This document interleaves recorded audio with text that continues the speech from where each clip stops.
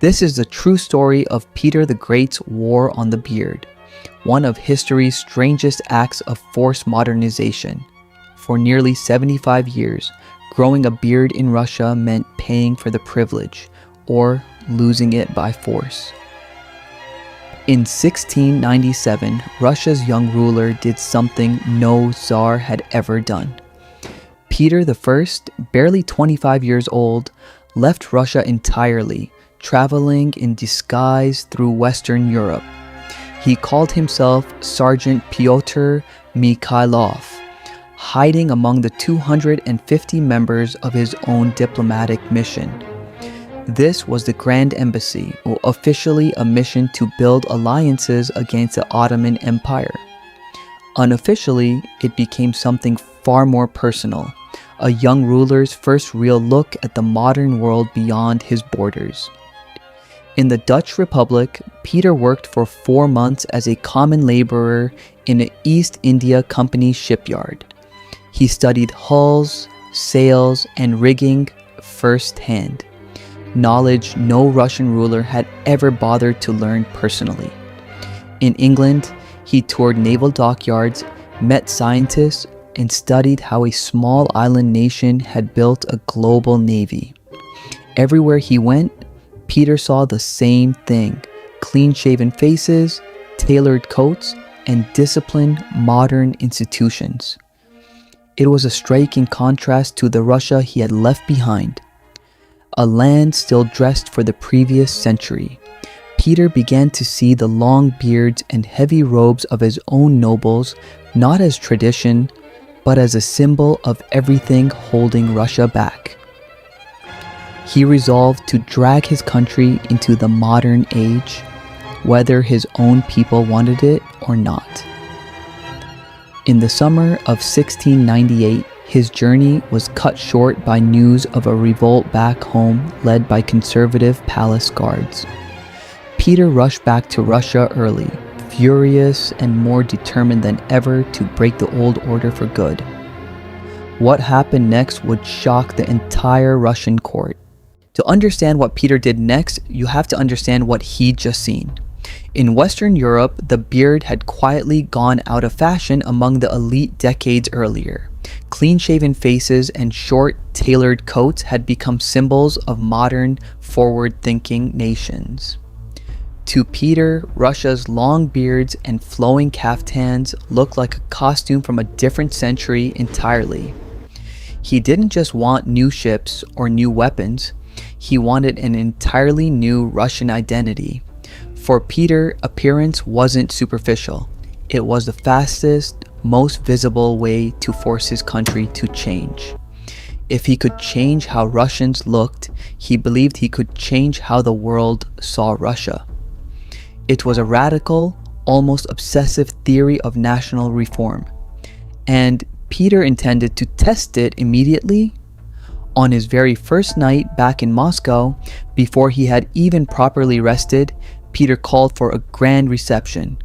His boyars arrived expecting a warm homecoming celebration for their returning Tsar.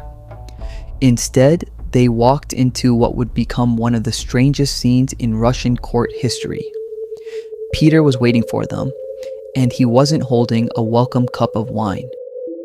As his nobles bowed before him, Peter simply began cutting.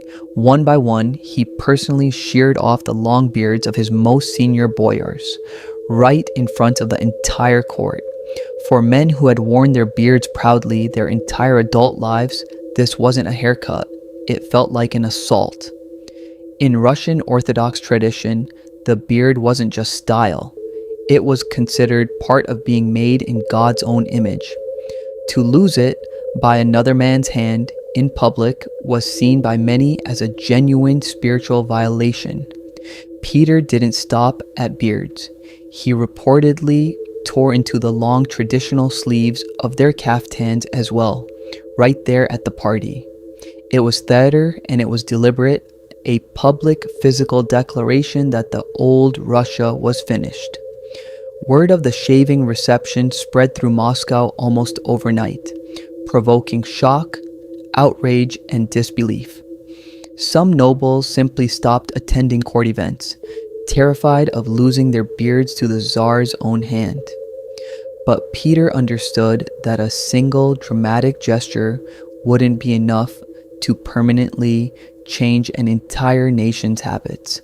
He needed something with teeth, a policy that could reach every city, every market, and every household in Russia.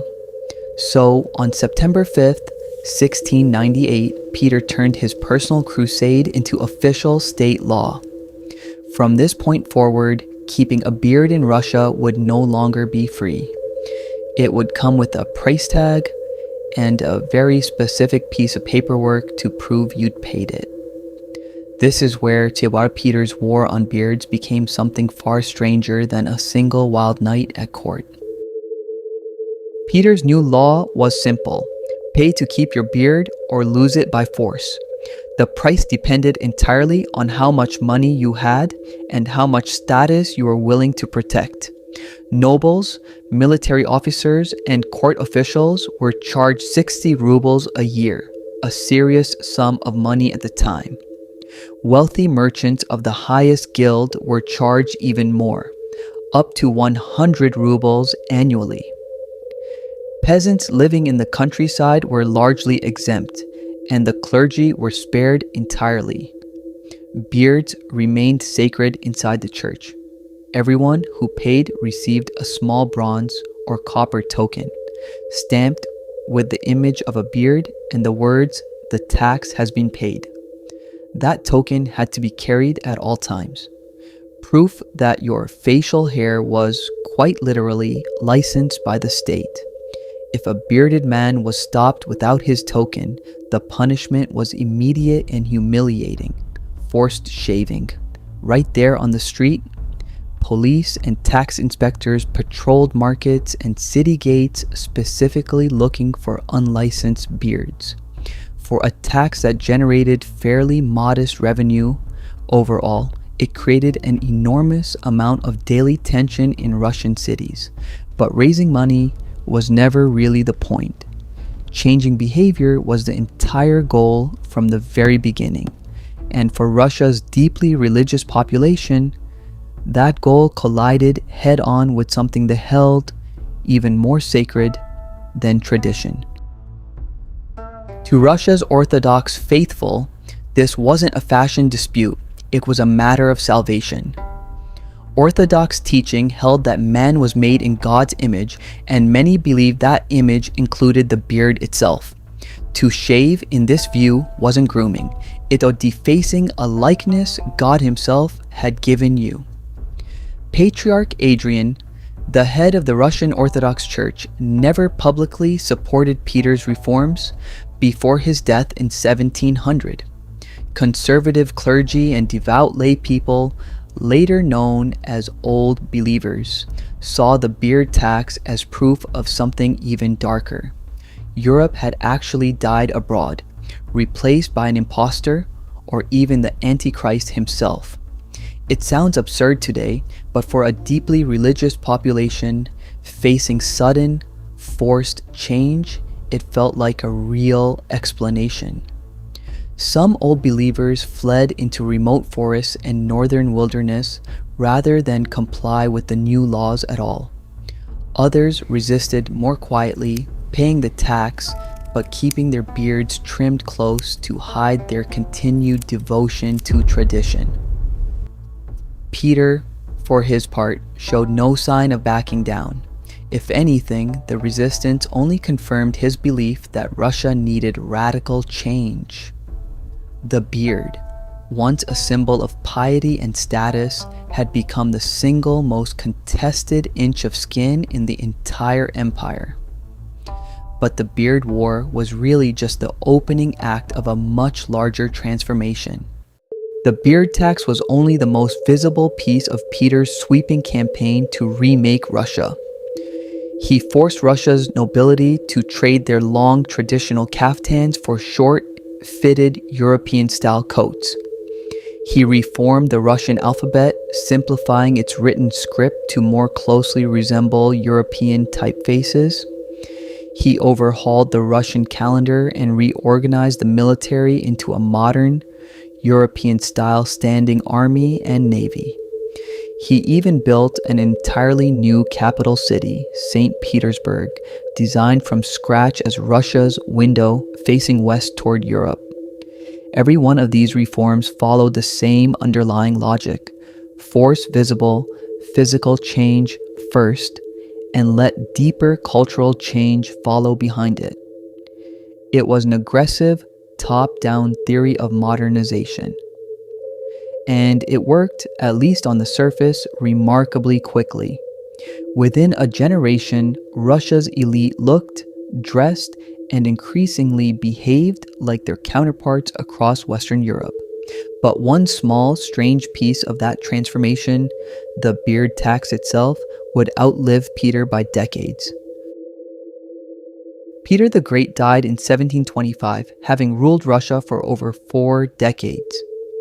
His westernization campaign had permanently reshaped the Russian court, the military, and the capital itself, but the beard tax, oddly enough, simply kept going, collected by his successors for generations after his death.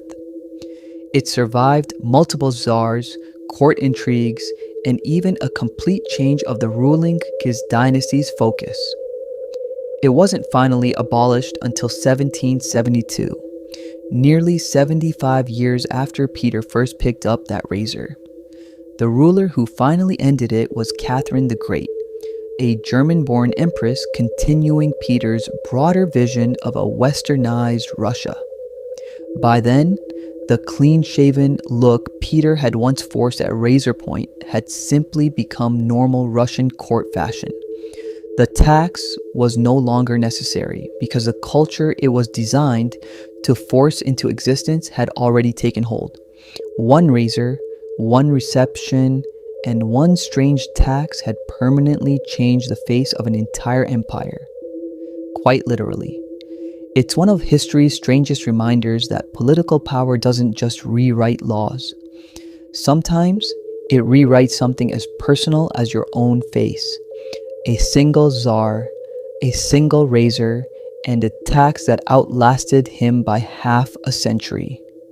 Subscribe for more strange but true stories from history, and tell us in the comments, would you have paid the tax or taken the shave?